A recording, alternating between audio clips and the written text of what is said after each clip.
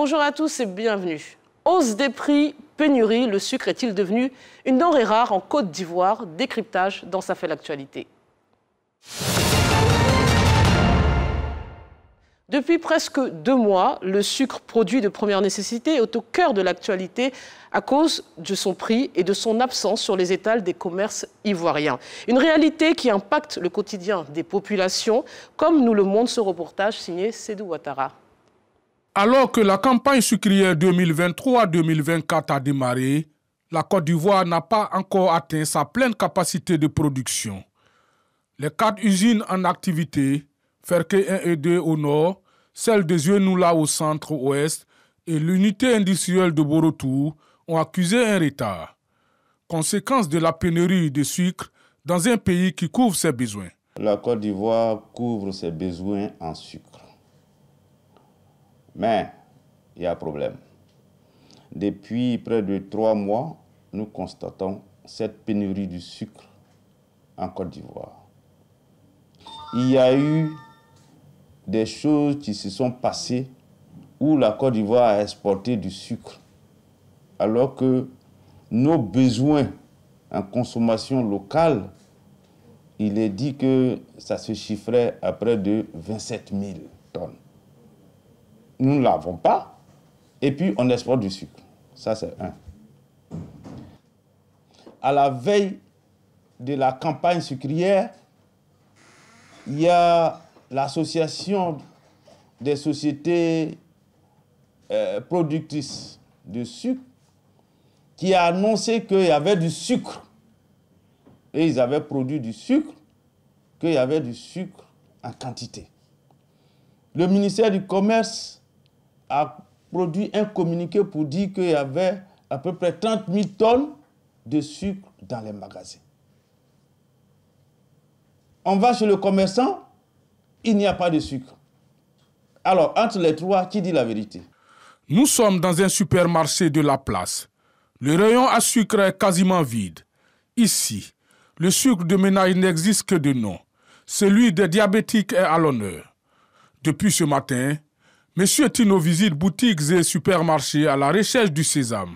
Bon, ça fait, disons, pratiquement 3 magasins que je vérifie pour avoir du sucre. Moi, je n'en trouve pas. Je suis là, je trouve qu'il y a du sucre des diabétiques. Bon, vu que là, il n'y a pas de solution, ça fait plus de 2 à 3 mois qu'à la maison, il n'y a pas de sucre. On ne sait pas c'est quand ça va venir. On en demande c'est quand le gouvernement va prendre des décisions, des précautions pour que le sucre puisse diminuer, plus en avoir pour pouvoir en consommer. Le sucre est devenu une denrée rare en Côte d'Ivoire. Depuis mi-octobre, le marché ivoirien est confronté à une pénurie. C'est donc la flambée des prix chez plusieurs détaillants. Le plafonnement des prix recommandé par le gouvernement n'est qu'une vue de l'esprit dans certaines boutiques. Cependant, certains détaillants acceptent d'appliquer la mesure gouvernementale. Donc, on fait le prix à 775 comme l'État nous a demandé, au même prix comme supermarché. Quelle est l'issue pour le marché local dans une ambiance où l'impasse semble être totale sur les marchés mondiaux? Issu principalement de la canne, le sucre est devenu un produit de large consommation dont la demande mondiale ne cesse de croître. Mais depuis 2 mois, la Côte d'Ivoire est confrontée à une raréfaction de l'or blanc qui s'accompagne parfois de hausse des prix. La pénurie de sucre dans notre pays est-elle un mythe ou une réalité? Mais au-delà du désagrément occasionné dans le quotidien des populations, quels sont les enjeux économiques, stratégiques et politiques autour du sucre pour la Côte d'Ivoire? Pour en parler, je reçois M. Aimé Coisan, directeur général du commerce intérieur au ministère du Commerce et de l'Industrie. Bonjour et bienvenue. Merci, bonjour Fatih. Monsieur Innocent Nyankou, représentant de l'Association des industries sucrières de Côte d'Ivoire, AISCI, et directeur commercial et marketing de SICAF Côte d'Ivoire. Bonjour et bienvenue. Bonjour Fatih. Monsieur Lamine Ouattara, directeur exécutif de la Commission nationale des acteurs du commerce de lutte contre la vie chère, le CNACNC, et membre de la FENACI Côte d'Ivoire, qui est la Fédération nationale des acteurs du commerce de Côte d'Ivoire. Bonjour et bienvenue. Bonjour madame. Et M. Lassine Bakayoko, journaliste et responsable du service économique de la rédaction de RTI 1. Bonjour et bienvenue. Bonjour Fatim Djidjet.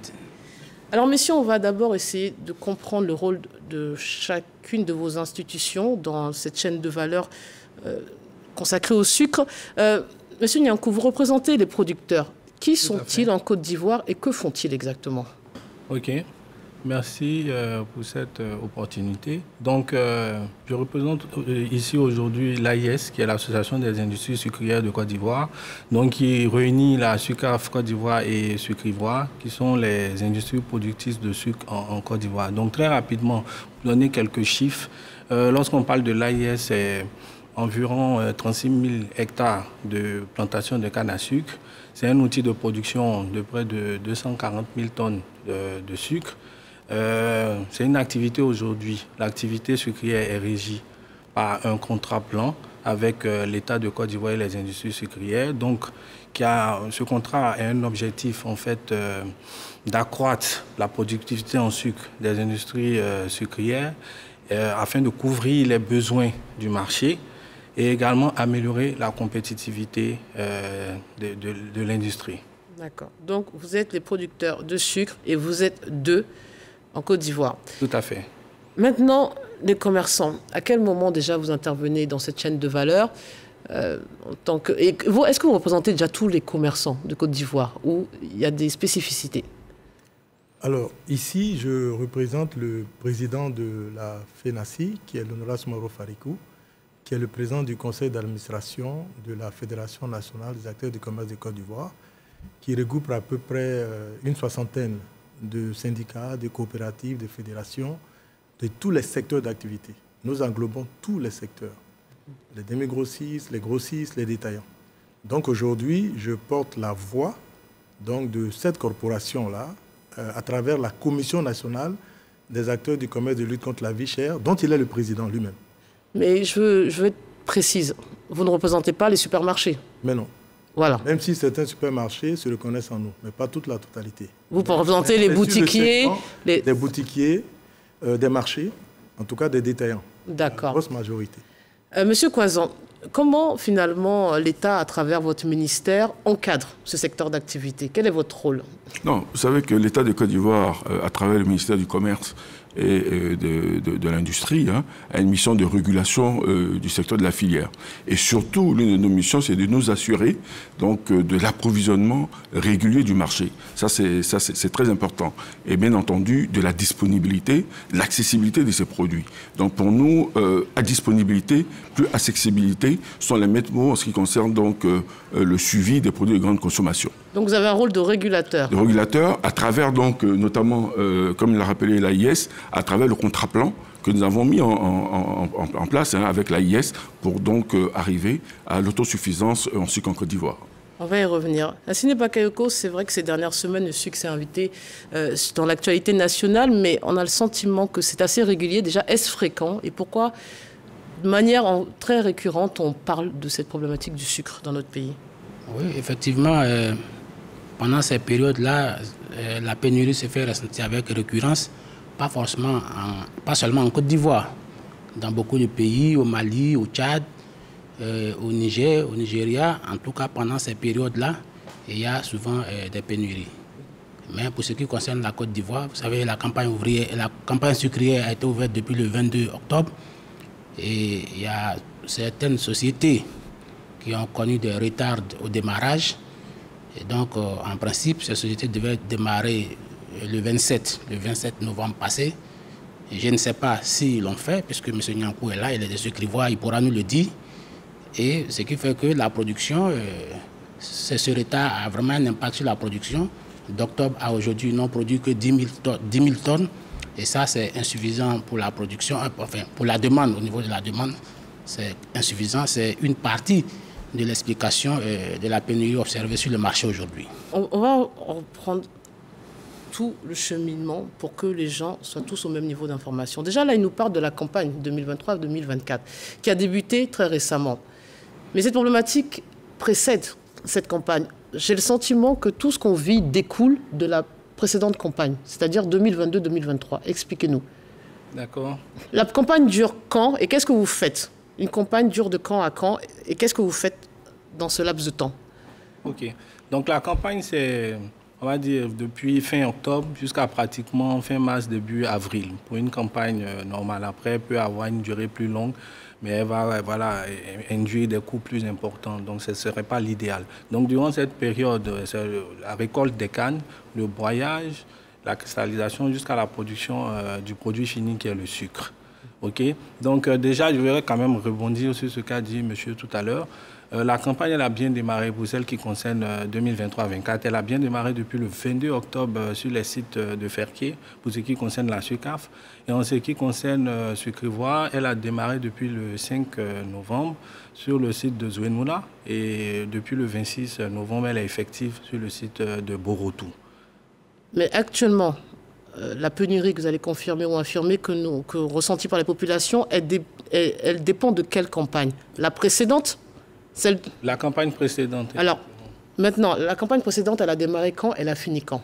Elle a démarré en fin octobre et elle est finie dans la première semaine d'avril pour ce qui concerne SUCAF. Ce qui concernant Sucrivoire, elle a démarré en début novembre et s'est achevée en juin. En temps normal, quelle quantité vous deviez produire pour assurer les besoins des Ivoiriens, ou en tout cas toute personne sur ce territoire?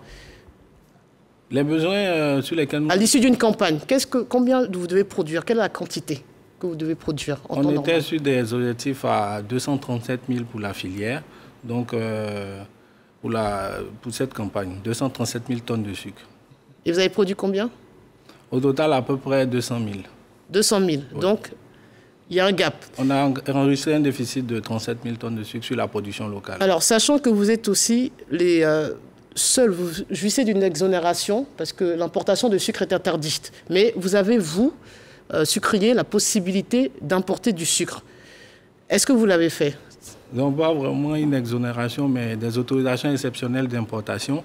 Donc, effectivement, pour l'année 2023, nous avons reçu des autorisations à hauteur de 90 000 tonnes en début d'année. Et là même, nous avons encore fait appel au ministère pour des autorisations complémentaires. Donc, pour ce qui est des autorisations de début d'année, elles ont été exécutées, effectivement. Mais avec du retard. Donc, si vous permettez qu'on puisse expliquer. Alors, expliquons. Voilà.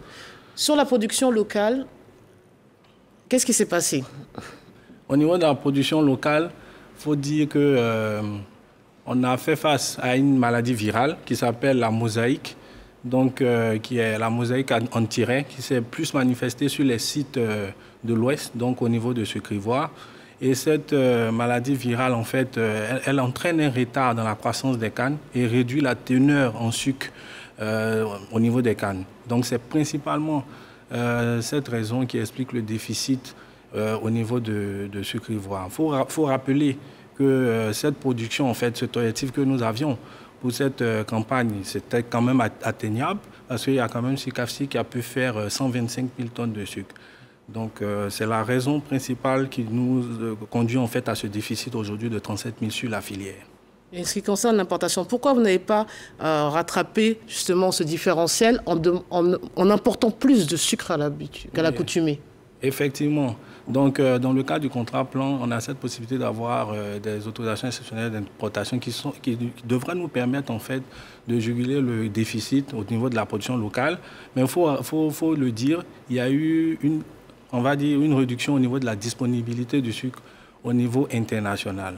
Cela s'explique par le fait que les grands pays producteurs et exportateurs du sucre, que sont le Brésil et l'Inde, ont rencontré un certain nombre de difficultés, notamment lorsqu'on parle de l'Inde. On a connu une rareté des pluies, en fait, qui a réduit de façon considérable la production de certaines matières premières, notamment le riz et le sucre. Donc, après cela, il y a eu une ruée vers le Brésil qui a entraîné également une congestion au niveau des ports depuis le départ. Donc tout ça, ça a entraîné un retard dans la réception du sucre import. Alors revenons maintenant aux commerçants. Déjà, à quel moment vous vous êtes rendu compte que vous n'aviez plus de sucre à disposition pour mettre sur les étals de vos magasins? Je pense que l'intervention des sucriers vous donne une idée de la difficulté, des incertitudes dans lesquelles le commerçant ivoirien baigne. Nous, c'est à peu près dans la même période. Parce que dès qu'eux, ils ne respectent pas le timing, nous, tout de suite, on n'a pas la logistique pour, pour conserver le sucre. Et évidemment, ce qui va rester en stock va disparaître rapidement. Voilà. Donc, c'est un peu ça. Mais à quel moment? Est-ce que vous pouvez nous dater la période à laquelle vous avez ressenti déjà dans le problème d'approvisionnement? Oui, déjà, eux, ils sont prêts autour de juin pour Sucrivoire, et puis autour de novembre pour, je crois, Sucaf. Donc nous, déjà, à partir d'octobre, novembre, on a commencé à sentir qu'il y avait des difficultés. C'est les remontées que nous avions. Voyez. Et si vous me permettez, il a touché du doigt l'une des contraintes que pour nous, nous appelons cela la contradiction majeure. Le président de la FENACI, ce matin même, nous instruisait à cet effet, et j'ai l'autorisation de le dire publiquement. Il dit, vous savez, l'État fait ce qu'il peut. Tout à l'heure, le responsable des sucriers a eu, on va dire, l'honnêteté morale de dire que par moments, ils sont impuissants devant la situation, de façon objective. Là, par exemple, nos relations à l'international, nous sommes capables, c'est l'un des plaidoyers que nous faisons souvent auprès du ministère du Commerce, qu'on nous permet d'avoir des agréments. Vous savez, nous sommes des commerçants, on a des partenaires à l'extérieur. Quand eux, ils n'ont pas de disponibilité dans leur réseau, oui, nous, on est capable d'en avoir. Pour que tout le monde comprenne, on parlera après du monopole, un quasi-monopole. Vous êtes deux, mais ça reste restreint. Voilà. En fait, vous nous expliquez que vous voulez aussi profiter de cette exonération à pouvoir importer. Pas forcément. Pas l'importation? Nous, on voudrait... Vous savez, nous sommes des acteurs du commerce. On a quand même des relations à l'international. Souvent, ils peuvent exploiter des pistes qui ne sont pas, on va dire, productives pour eux. Mais nous, dans le même temps, là, par exemple, on a à peu près 2500 tonnes dans nos réseaux au Brésil qui peuvent rentrer à tout moment. Et ça peut même monter en puissance.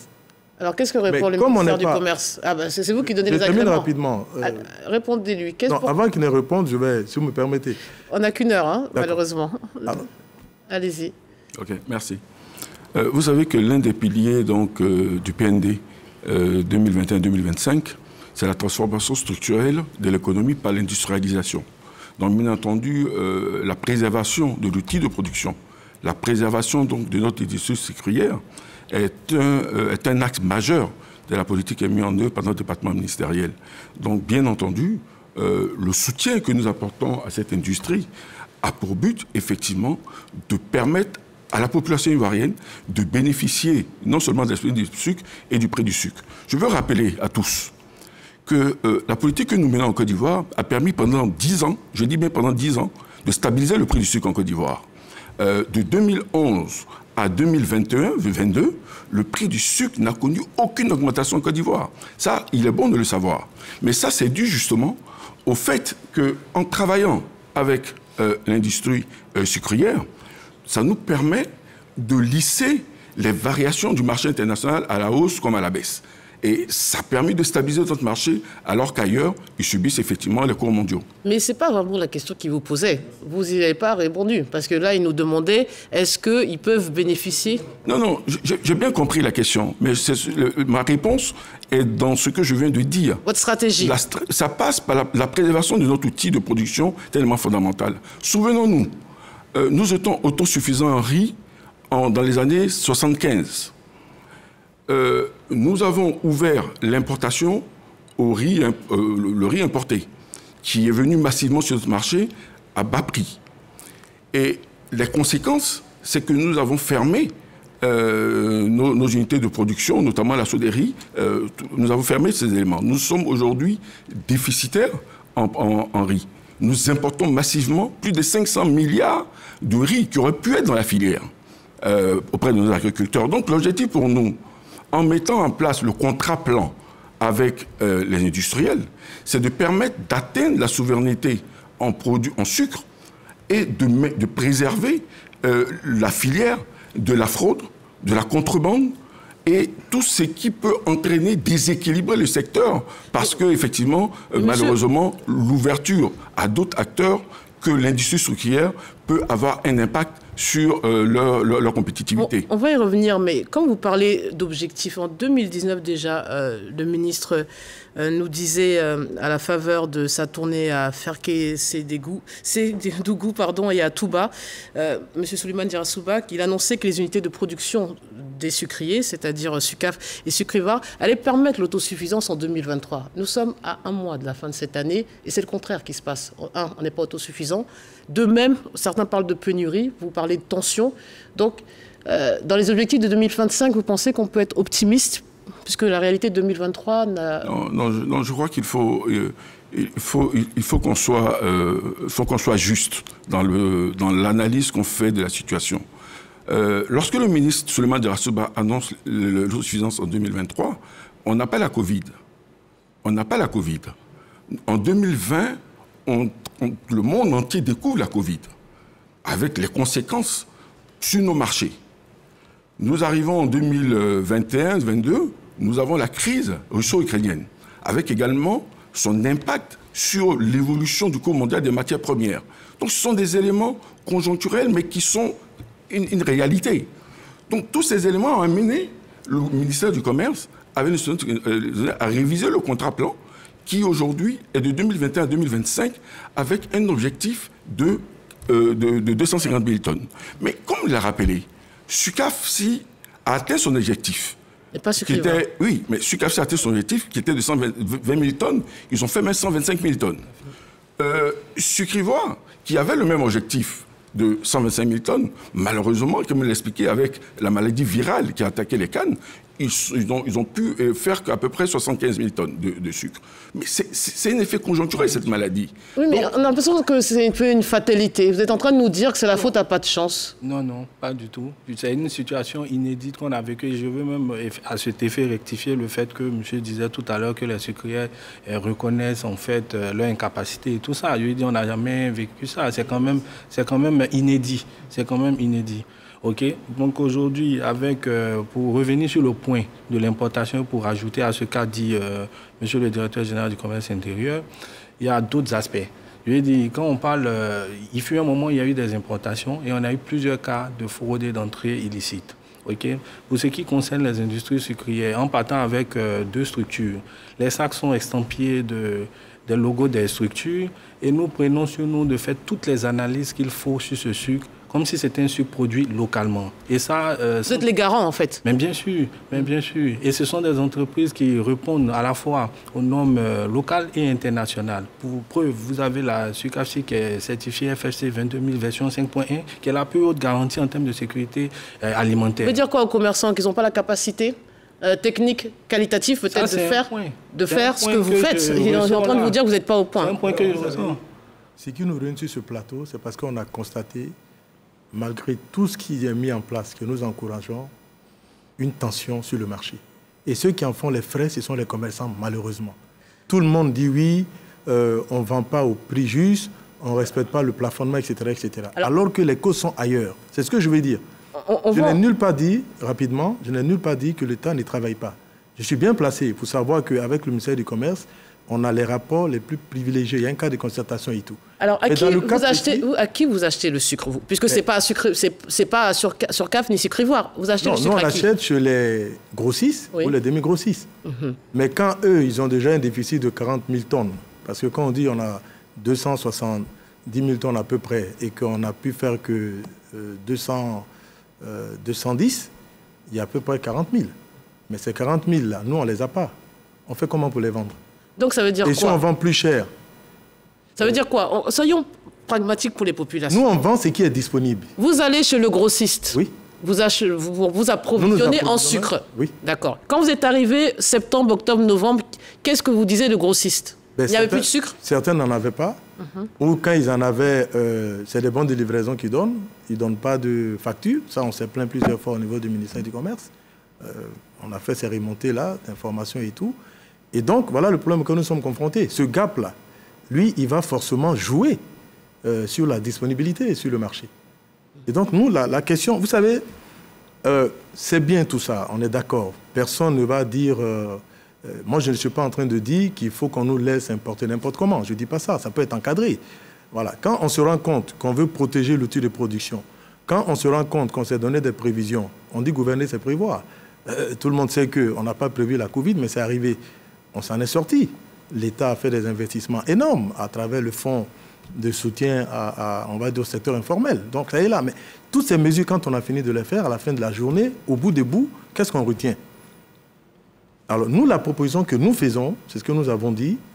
La première, autant que faire se peut, qu'on permette aux acteurs que nous sommes, qui avons aussi des connexions à l'international, quitte à créer un cadre. Peut-être on peut se conformer à vos, comment on appelle ça, à vos cahiers des charges, par exemple.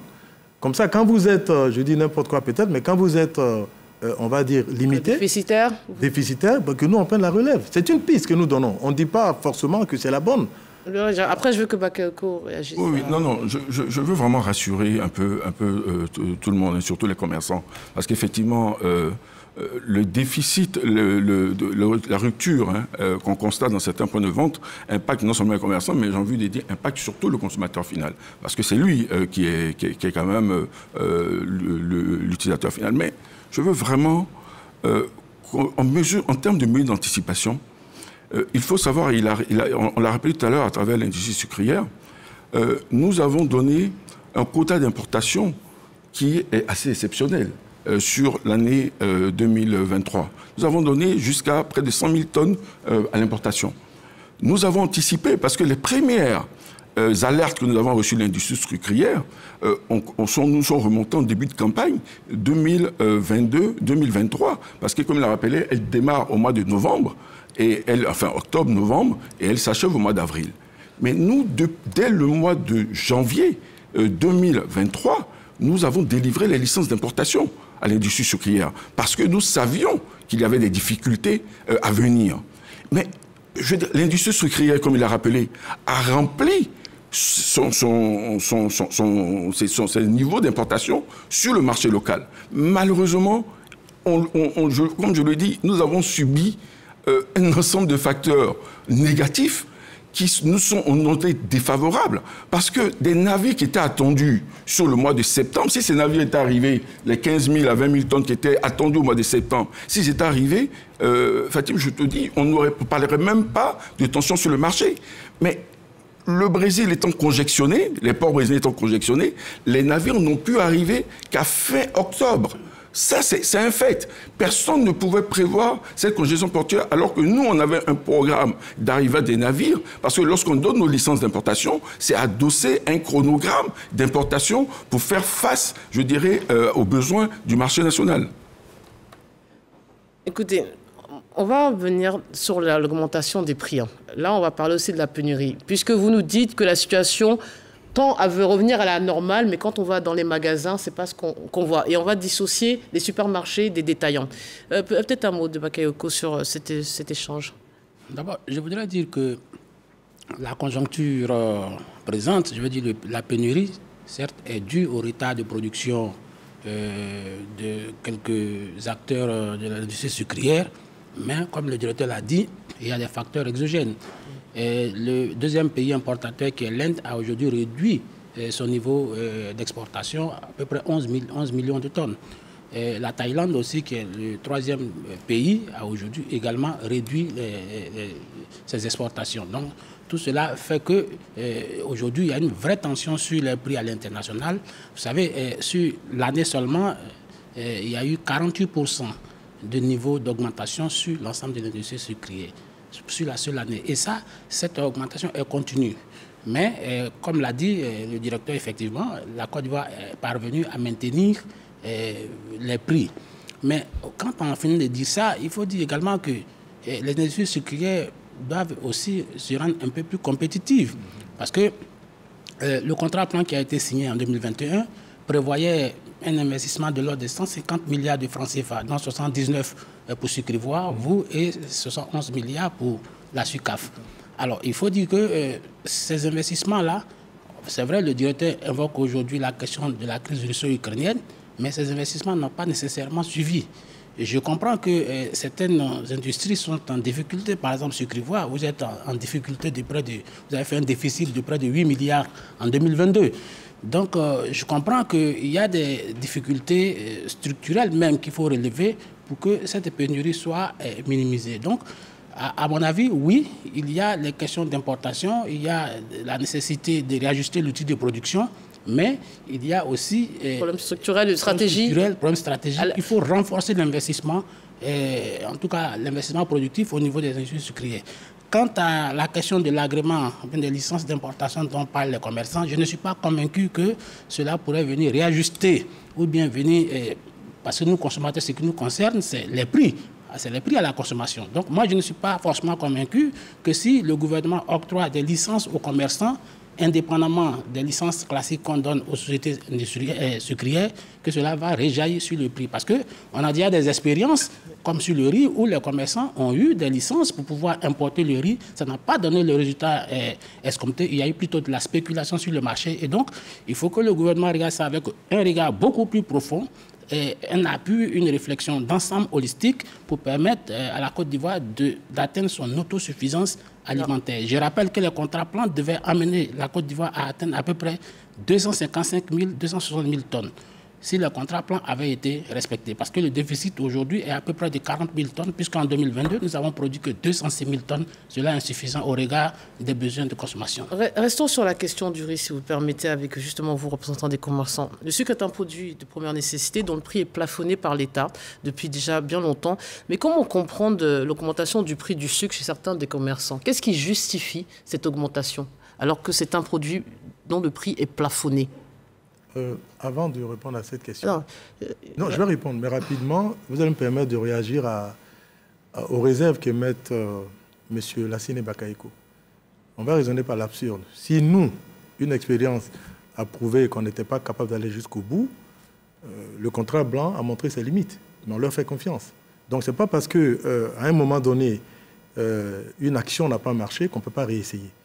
Le vrai problème que nous avons, quand ce n'est pas disponible, ça crée des tensions. Nous ne disons pas que vous n'avez pas la capacité d'importer. Oui, vous êtes des commerçants, votre travail, c'est d'importer. Vous avez les relations suffisantes, comme vous le dites, d'importer. Mais nous disons que nous voulons, oui, que vous importez, mais nous voulons avoir un prix compétitif sur le marché. Et ça, cette offre-là, ce prix compétitif-là, pour le moment, ce sont les industries sucrières locales qui nous l'offrent, même si aujourd'hui, elles sont en difficulté un peu structurelle. Alors, revenons-en au prix, s'il vous plaît. Précision sur le prix. Pourquoi, sur les étals des commerces, surtout, je parle des détaillants, pas des supermarchés, pourquoi on constate, on observe une augmentation des prix du sucre? Et déjà, vous nous direz après quel est le prix à la base.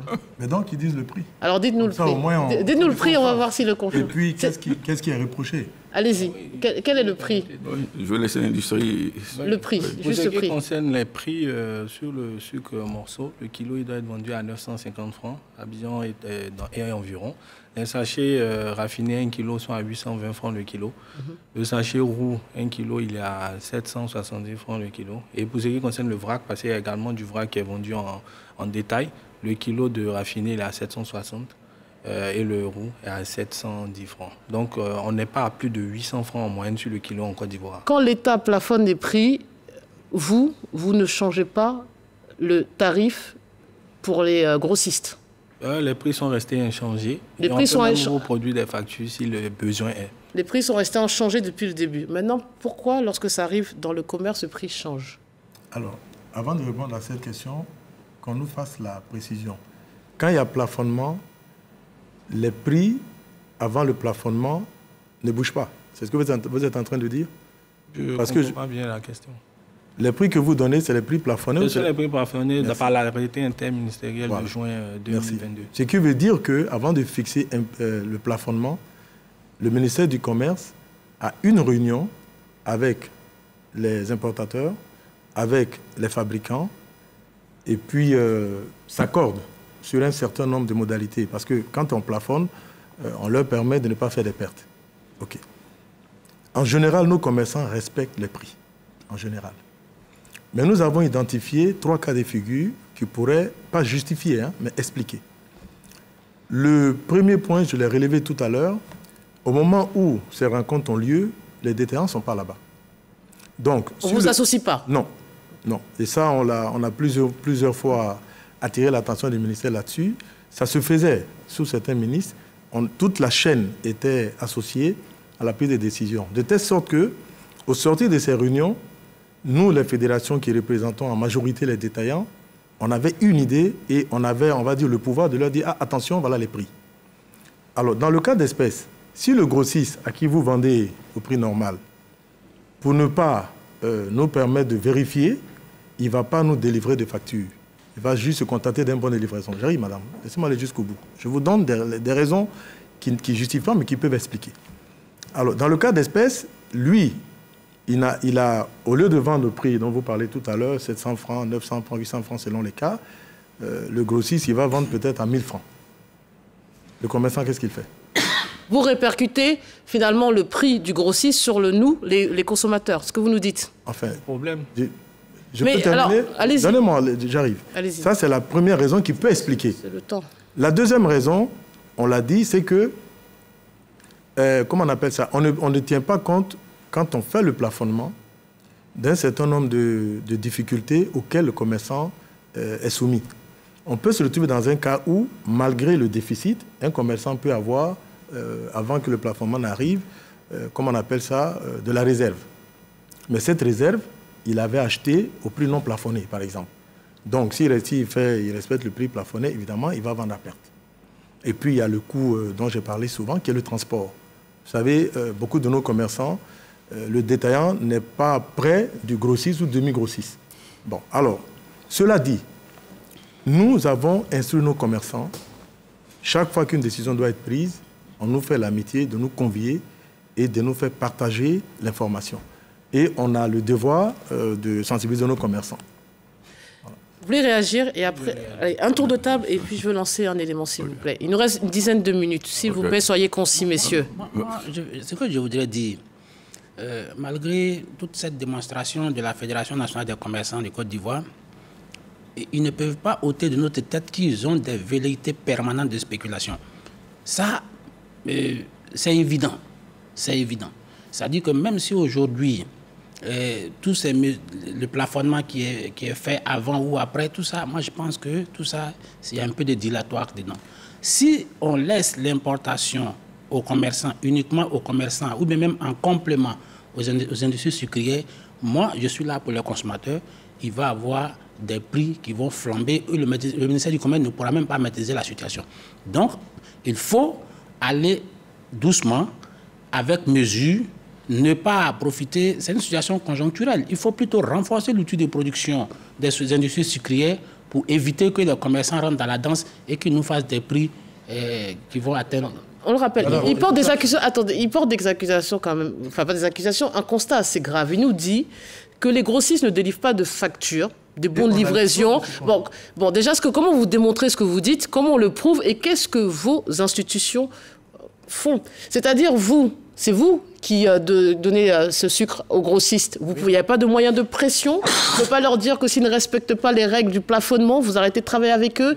On ne peut pas les sanctionner au niveau du ministère. Qu'est-ce que vous faites? Ça a été fait. Nous, nous avons fait un courrier qui a été rendu public parce qu'il y avait ampliation à la Direction générale du commerce. Donc, on a dit clairement à nos partenaires commerciaux que la collaboration s'arrêterait si un cas serait avéré dans cette situation. Mais moi, je ne comprends pas cette situation parce qu'il faut la remonter. Il faut remonter ces anomalies. Il y a des canaux formels et... Lesquels? Notamment, il y a des numéros verts au niveau de la brigade du comptoir rapide. Monsieur Quazon pourra renchérir, mais on ne peut pas, subir ces prix-là et ne pas remonter la situation. Rapidement sur les prix, je veux quand même rajouter, au Ghana voisin, aujourd'hui, le kilo de sucre, il est à 1500, parce qu'ils sont totalement dépendants de l'importation. Donc, 32, c'est dit en moyenne le kilo de sucre. Mais en fait, si on rentre dans cette dynamique, on va tendre vers ce genre de... Qu'est-ce que fait le ministère par rapport à ces propos? Non, j'ai bien entendu. J'entends bien le représentant de la FENACI, mais avec qui on est vraiment, comme il l'a rappelé, on est en contact permanent. Moi, je veux rappeler que la Côte d'Ivoire, c'est quand même à minima 200 000 tonnes de sucre. Je ne sais pas quel pays de l'Afrique, aujourd'hui, est capable d'avoir ce niveau de production. En tout cas, dans l'Afrique subsaharienne. Ça n'existe pas, ce niveau de production. Deuxième chose, je veux rappeler que, je l'ai dit tout à l'heure, les prix n'ont pas varié en Côte d'Ivoire pendant 10 ans. Le plafonnement dont on parle, il est le même depuis 2017 on a eu le même plafonnement, parce que le plafonnement, en réalité, a commencé vraiment sous l'ère du ministre Souleymane Ndéla Seba en 2017, avant d'avoir des protocoles d'accord, mais on a formalisé ça à travers donc, des actes réglementaires, à partir de 2017, qui font qu'aujourd'hui, depuis 2017, il n'y a pas eu de variation du prix du sucre jusqu'en 2022. Bon, excusez-moi, donc les cas que vous donnez, ils datent de 2017. Attendez, depuis 5 ans, vous êtes préparés quand même. Le plafonnement, justement, c'est pour permettre au prix de ne pas varier. Non, c'est ça qui est important. Parce que le prix plafonné du sucre n'a pas varié. Et je veux juste rappeler, et ça, je pense que c'est très important pour que nous tous on comprenne. Lorsque le gouvernement fixe le prix, c'est en collaboration, en liaison avec les acteurs du secteur. Nous parlons aux industriels, nous parlons aux grossistes, nous parlons aux détaillants. Toute cette chaîne de valeur, nous parlons avec eux dans le circuit de distribution. Je parle des acteurs, ceux... Il vient de dire le contraire. Lorsqu'on finit les discussions des acteurs, on informe, et il a dit tout à l'heure, on informe les syndicats, les associations qui les encadrent de l'issue des discussions que nous avons. Quand je parle des acteurs, je parle des grossistes qui sont issus, qui sont sur la chaîne de valeur. Je parle des détaillants qui sont sur la chaîne des valeurs, qui ont des groupements. Il y a l'association des Mauritaniens, il y a l'association des boutiques mauritaniennes, il y a les principaux grossistes de sucre avec qui nous parlons, avec qui nous plafonnons les prix. Donc ça, c'est important de le dire. J'entends, mais vous n'avez pas répondu à la question. Comment on fait? Il nous dit que les grossistes avec qui, autour de la table, vous décidez du plafonnement, ne l'appliquent pas. Non, c'est pour cela que nous, quand nous faisons le plafonnement, nous donnons le plafonnement sur l'ensemble de la chaîne de valeur. C'est-à-dire, on donne sur le circuit de distribution. Nous donnons le prix sorti usine. Nous donnons le prix que doit appliquer le grossiste. Nous donnons le prix auquel le grossiste doit céder au demi-grossiste. Le prix du demi-grossiste au détaillant. Le prix auquel les détaillants doivent céder au consommateur final. Et nous avons mis, parce que c'est un droit, le plafonnement. Je répète, c'est un droit qu'on donne à l'ensemble de la chaîne de distribution d'appliquer ces prix-là. Et nous avons mis à la disposition de l'ensemble des acteurs des outils d'alerte pour signaler tous les manquements au plafonnement.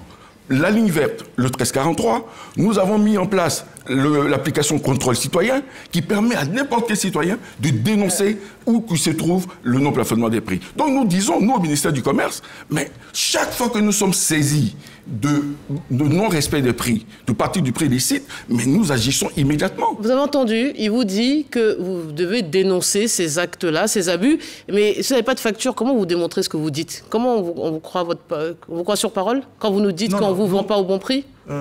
Vous savez, madame, la question qui nous réunit, c'est parce qu'on a constaté des tensions sur le produit. Donc déjà, on est tous d'accord qu'il y a un gap qui n'a pas été comblé. Bon. Dans tout système, on va dire tout environnement économique, surtout commercial, quand le produit n'est pas disponible, personne ne peut empêcher la spéculation. Donc déjà, on est tous d'accord qu'on a un gap. La pénurie, ce n'est pas moi qui l'ai constaté, ou l'indisponibilité, ce n'est pas moi, c'est tout le monde. Bon. Deuxième élément, nous le disons, quand, comment on appelle ça, le ministère nous associe pour dire, bon, voilà les décisions que nous avons prises. Nous, notre rôle, c'est de répercuter l'information auprès de nos commerçants. On le fait. Mais à la pratique, les remontées que je viens de faire, c'est ce que nous constatons. Et les courriers sont là. C'est parce qu'on pouvait... Dans les interactions que le responsable des sucriers a eu avec Sikao Pao, UCAO et autres, qui sont des membres de la FENACI, mais il y a eu tous ces remontées, ils vous ont donné toutes ces informations. Si vous permettez, normalement, si on ne rentre pas dans le contexte d'acheter le sucre à ces tarifs en fait, qui ne doivent pas être ceux appliqués sur le marché, qu'est-ce qui va se passer? Mais le grossiste sera obligé à un moment donné de vendre aux tarifs recommandés. C'est se rendre complice en fait du non-respect des prix que de rentrer dans cette pratique. Parce qu'il ne va pas garder son stock indéfiniment. L'alerte que nous faisons, l'alerte que nous disons... C'est ça dont on vous accuse, c'est qu'en fait on vous dit que vous faites une espèce de rétention du stock et que vous, de manière spéculative, que vous jouez à augmenter de manière factice les prix. Vous savez, le commerçant, quand je vous écoute, c'est comme s'il n'est pas consommateur. Le consommateur, il n'est que consommateur. Mais le commerçant, il est commerçant, mais il est consommateur. S'il vend cher un produit, ben, il ira acheter un autre produit dont il a besoin ailleurs cher. Il a fait du mal à qui? À lui-même. On n'a aucun intérêt, en tout cas les commerçants ivoiriens, à vendre plus cher que de raison. Voilà. Évidemment, dans toute corporation, il y a des brebis galeuses. Ça tombe bien. Revenons sur la vidéo qui a circulé d'un monsieur qui est dans un boutiquier, qui travaille dans une boutique, qui n'a pas voulu donner l'accès de cette boutique à vos équipes.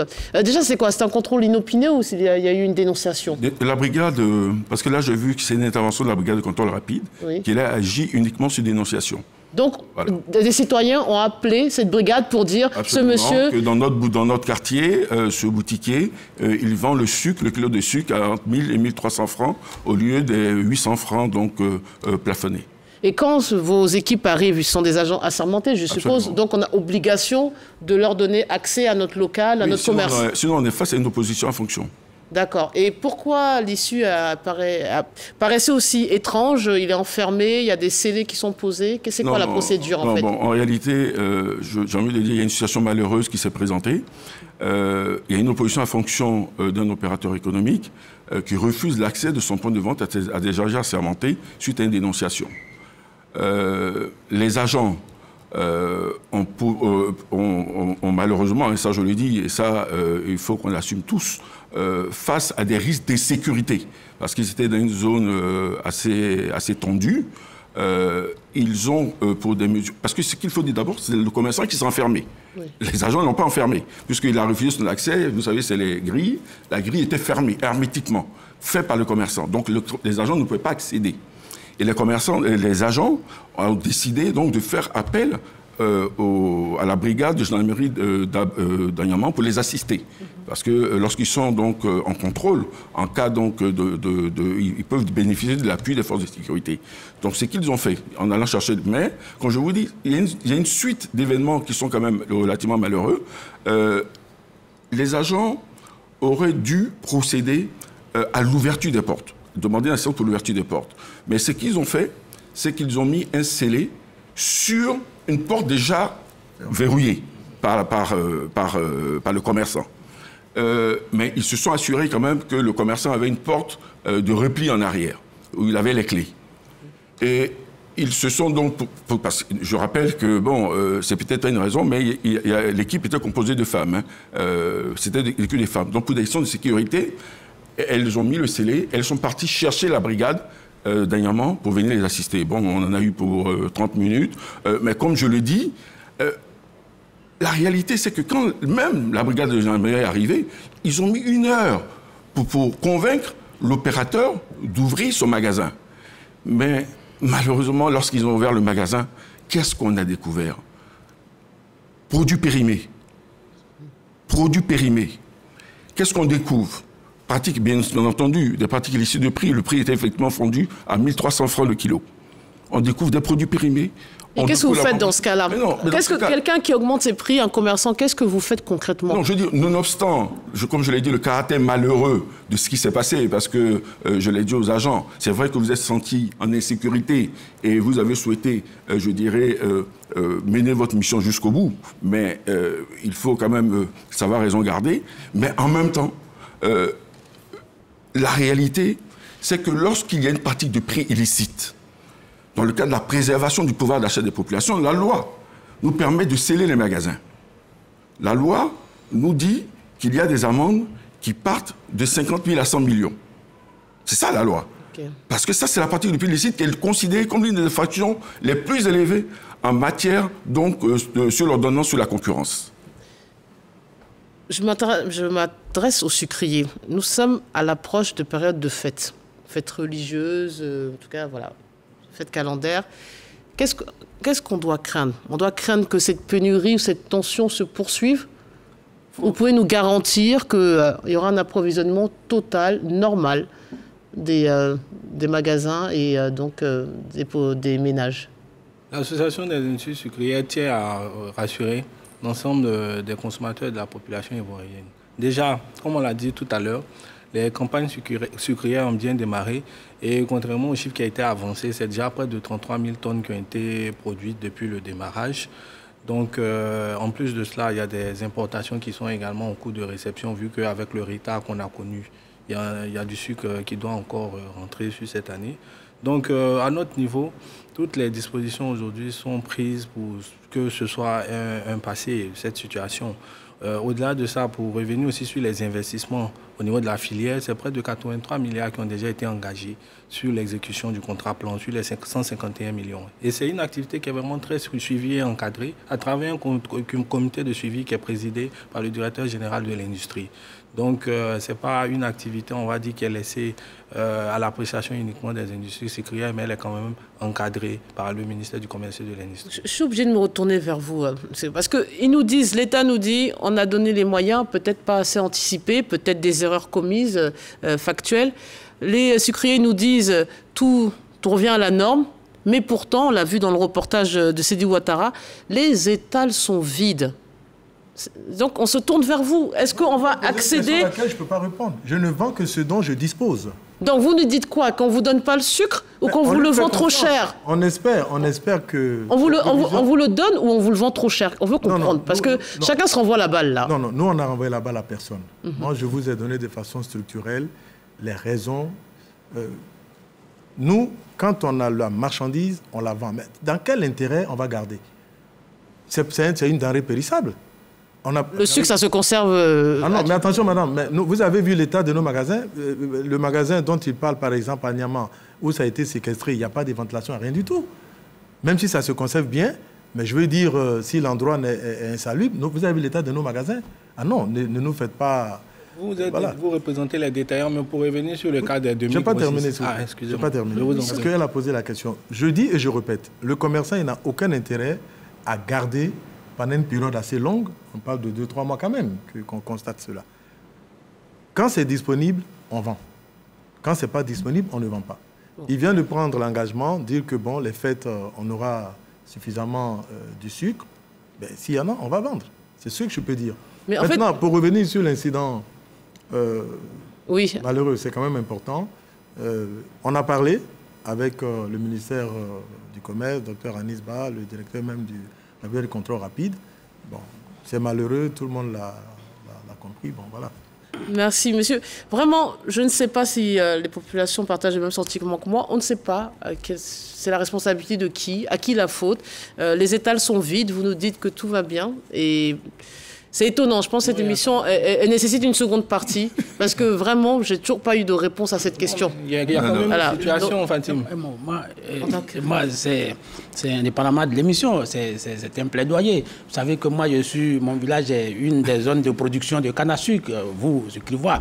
Donc, il faut commencer à bien payer les employés, les ouvriers. Il faut commencer à bien payer les ouvriers. Il faut réparer vos machines pour que nos parents puissent quand même tirer parti. C'est vrai que vous êtes un gros pourvoyeur d'emploi, mais dans mon village, beaucoup de problèmes se posent aux ouvriers qui sont dans vos plantations de sucre. Ma catégorie est de mise. On s'est vraiment mis... Vous reviendrez pour répondre. Moi, je pense qu'il faut faire une suite avec le même protagoniste parce qu'on n'a pas eu le temps d'aller et de diffuser même le dernier reportage. Mes excuses, c'est la fin de cet entretien. Je vous convie tous très rapidement pour poursuivre cet échange. Merci de nous avoir suivis. Allez chercher du sucre. Il paraît qu'il y en a de disponible.